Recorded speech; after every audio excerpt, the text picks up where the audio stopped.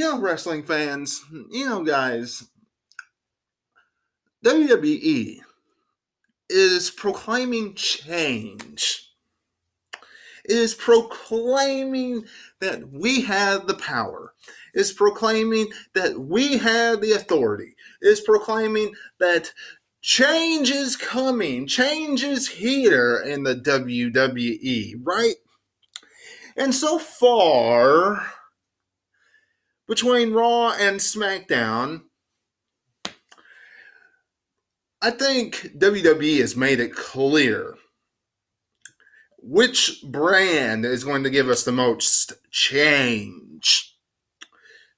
SmackDown Live has given us the most promise as far as future is concerned. Tonight, now wait, I know some of you are saying, Webby, you said last night that WWE is not going to bring any change with their shows on holidays. You said WWE is going to be complacent, is going to be stagnant, is going to be, in zombie mode pretty much because it's the holiday season. This week and next. I said that we're not going to see any change last night on Monday Night Raw review. You're right. However, SmackDown Live, what did we see? Mustafa Ali. Before we even dive into any of the other stuff that happened tonight, we saw Mustafa Ali pick up a victory over Andrade Cien Almas. Two major victories in the WWE for Mustafa Ali. Not only that, but Daniel Bryan attacked Mustafa Ali in the back later on in the night, which tells me Mustafa Ali has a bright future in the WWE. If anybody tells me that is not a picture of change, I don't know what does. That has change written all over it. That has bringing somebody up and giving them a promising future, opportunity written all over it. Now, on Monday Night Raw, I'm not saying that I have been cringing over the last 2 weeks, because I really have not been absolutely downright cringing over the last 2 weeks, but we really have not seen a lot of change out of Monday Night Raw. I think all of us can agree with that. Nice to see Finn Balor pick up some victories, and Dolph Ziggler pick up some victories, and the Revival being in a prominent role, and things of that nature. But there's not a lot of change on Raw. SmackDown, not only are we seeing that, we're seeing fresher tag teams in prominent roles. We're seeing Sanity on TV. The Club was back on TV again tonight. Things of that nature. Mr. McMahon got punched in the face by AJ Styles. We saw Daniel Bryan take R-Truth and absolutely rip him apart at the beginning of the show. And to top it off, we have a new United States champion in RUSEV Day. He beat Shinsuke Nakamura for the United States Championship in the main event of SmackDown Live tonight. All of that happened on SmackDown. Plus more that we're going to be covering right here on the special Christmas SmackDown Live review. Before we do any of that, though, if you enjoy this podcast, leave me a like and leave me a comment down below. That would be much appreciated. If this is your first time tuning in to this podcast, join me on my journey right here on YouTube by becoming a subscriber today. I have 190 subscribers right here on the channel. I am almost at 200. That's my goal for the end of the year. Join me on the journey. Much appreciated. Now, let's dive into SmackDown Live, shall we? And the first things first, let's go over the Miz and Shane McMahon, Miz TV, okay? Miz TV, special Miz TV with Shane McMahon. Started off with some major questions and answers about what the McMahons are doing. Fresh matchups, new storylines, new rivalries. The McMahons are not the main focus. Now, some people might say, hey, look, that is a big crock. Some people, like the audience, even though this was taped, and I'm sure WWE added in some of those claps, some people probably are actually doing this. As we saw in the main event, the last thing that we saw going off the show, Mr. McMahon laying flat in the back, laughing. I'm all right. Because AJ Styles hit him in the face. If that doesn't reek, or if that doesn't speak being one of the main focuses of the show, I don't know what does. Okay, Shane O'Mac. But fact remains is, I really do think we're going to see some fresh rivalries, fresh matchups. At least, I'm one of those fans that is still crossing my fingers that we are going to see that on WWE television in the coming weeks. Doesn't mean we're going to see it next week, because it is a holiday edition of Monday Night Raw and SmackDown Live. So, chances are we're not going to see that. But in the future, let's cross our fingers. Why don't you say? After that, we saw The Miz pleading his case for the tag team of Shane McMahon and The Miz, the best in the world tag team. Look, do I want to see The Miz and Shane McMahon as a tag team in the WWE and eventually see The Miz turn on Shane McMahon for a match more than likely at WrestleMania? We all know that's where WWE's probably stretching this out to. Absolutely not. The Miz is better than this, and Shane McMahon can do better than a rivalry like this for his match at WrestleMania as well. We all know this. So, we have the best in the world tag team. The Miz made his case by his father not being proud of him and things of that nature, which touched Shane McMahon's heart. And Shane McMahon said, if you turn on me, there will be consequences, which tells you it will happen eventually. But I'm not really looking forward to the match. What else happened on this show tonight? We saw the Usos and the Club taking on the Bar and Sanity. And honestly, what really stuck out to me, first off, when they were all making their entrances down the aisle, was the New Day. Good grief. I mean, seriously, Big E oiling himself up the entire time he was going all the way down the aisle.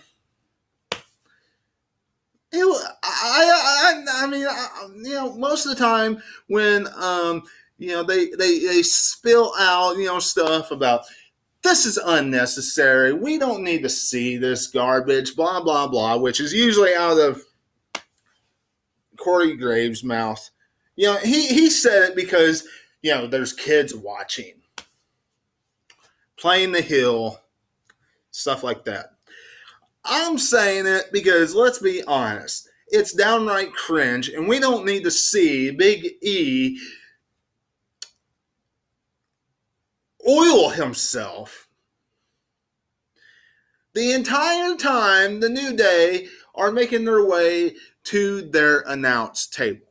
We just don't need to see that, and I am sure kids that are watching at home don't want to see that garbage either. I am sure of it. Because what's entertaining about Big E putting oil on himself like this? All over his body. Right here. It's not. But in any case, the Usos and the club took on the Bar and Sanity. And of course, the Usos and the club went over here. And the club picked up a victory, picked up the 1-2-3 over the Bar in this contest, which pretty much says that the Bar will take on the club for the tag team championships. Now, kind of saw this coming because WWE put a poll out on WWE.com and asked the WWE audience who they would want to see challenge the Bar next. The club or Sanity?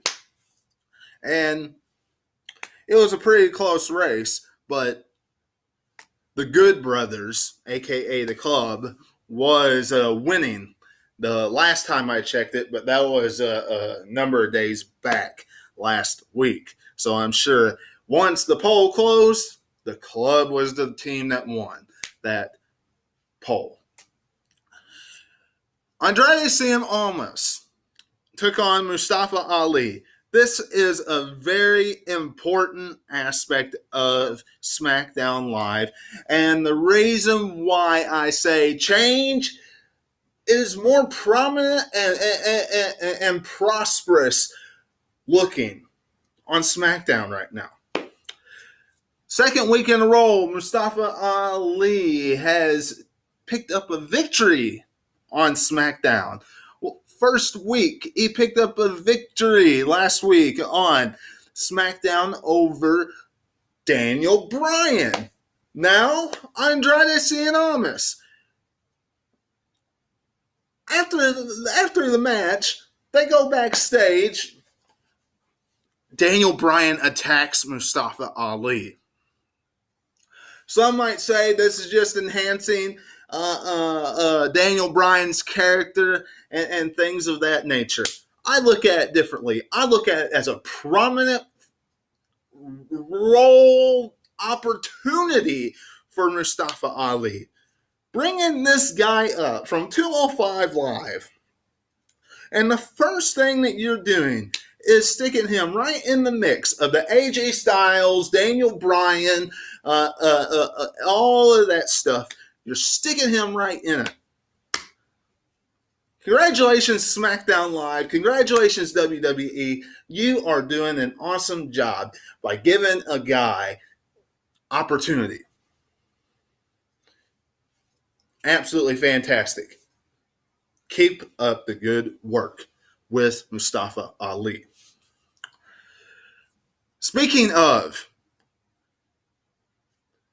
good rivalries with good matches, Jeff Hardy and Samoa Joe.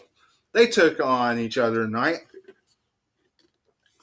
And quite frankly, Jeff Hardy and Samoa Joe just absolutely had a knockdown, drag-out affair to the point that it was a no contest, and then Samoa Joe put to sleep Jeff Hardy.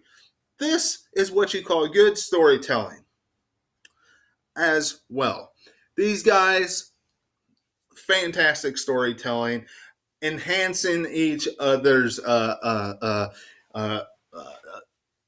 I don't want to say status, but enhancing the rivalry, so to speak.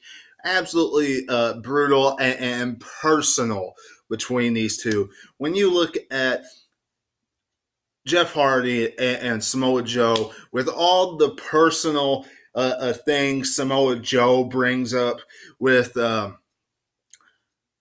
Jeff Hardy's past, and then with Jeff Hardy's comment last week about how Samoa Joe has not won one championship in the 2 years he's been on the main roster, and then we see a match like this, you just know this match, these guys are just going to add on top and make each match better. Can't wait to see what they bring in the future for us.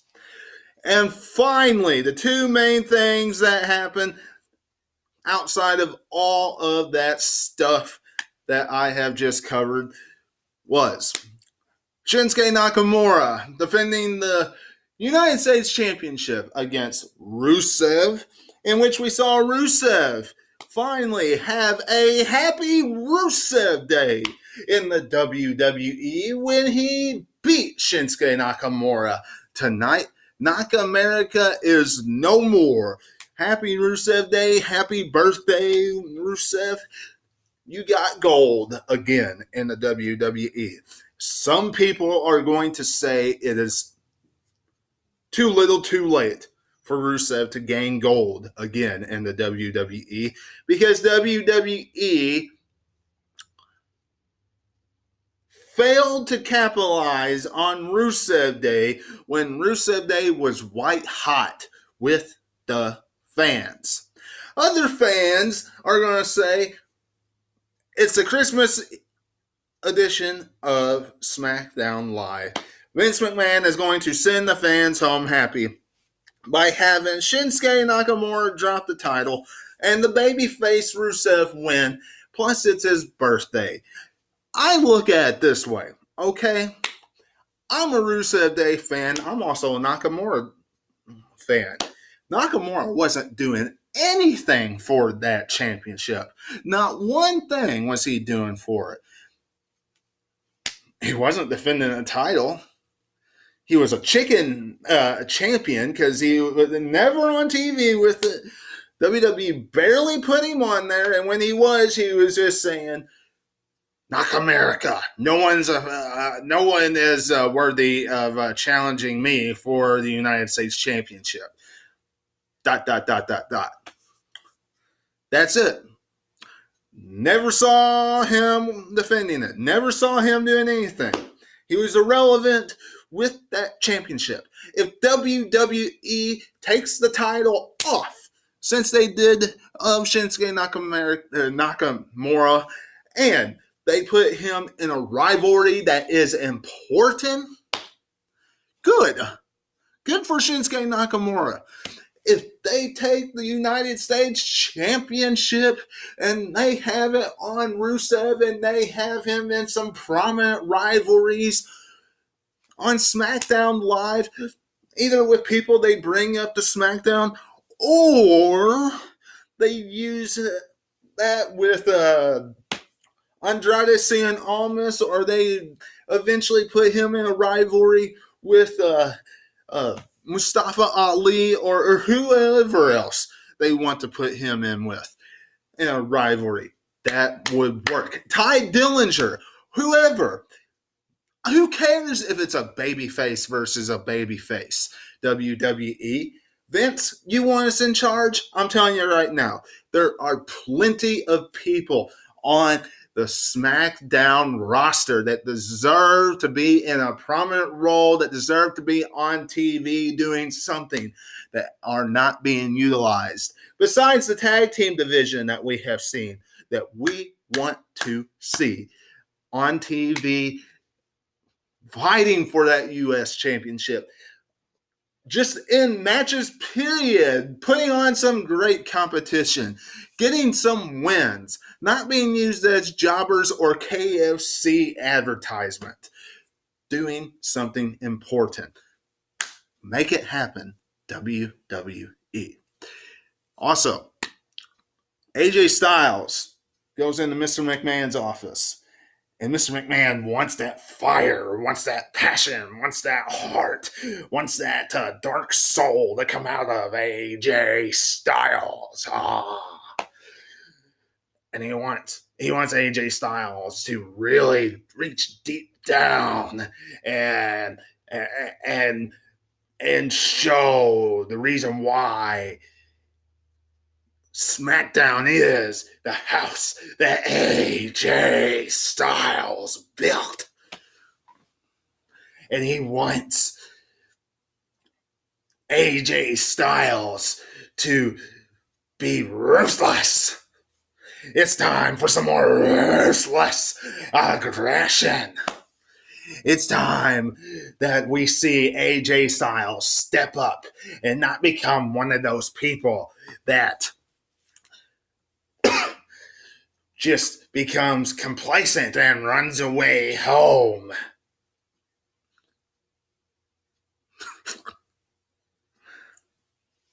In a nutshell, AJ Styles punched Vince McMahon in the face after he said all that garbage. Whether once Vince got punched in the face, this meant he was getting rode off TV for a while, which I highly doubt, honestly, since how all the McMahons are in power right now. Or they're trying to set up this more aggressive type AJ Styles to try to take down Daniel Bryan at the Royal Rumble. Remains to be seen. In any case, that's how the show went off the air. It wasn't a complete send the fans home happy SmackDown Live. Santa Claus got beat up by Daniel Bryan in the opening, a.k.a. R-Truth. Mustafa Ali had some mixed rivalry action, picking up victory over Andrade Cien Almas, then getting absolutely destroyed by Daniel Bryan. Usos in the club, victorious. Shane and The Miz are the best in the world, which is going to lead to a match at WrestleMania, I am sure. Jeff Hardy and Samoa Joe battling it out into a no contest. A new United States champion in RUSEV. And, of course, AJ Styles knocking the socks out of Vince McMahon as the show went off the air. But now, I hope you enjoyed this review. If you did, don't forget to leave me a thumbs up. Don't forget to become a subscriber today. Don't forget to share, like, leave me a comment, amongst everything else. And until I see you again, this is Webby, and I'll catch you on the other side. Talk to you later.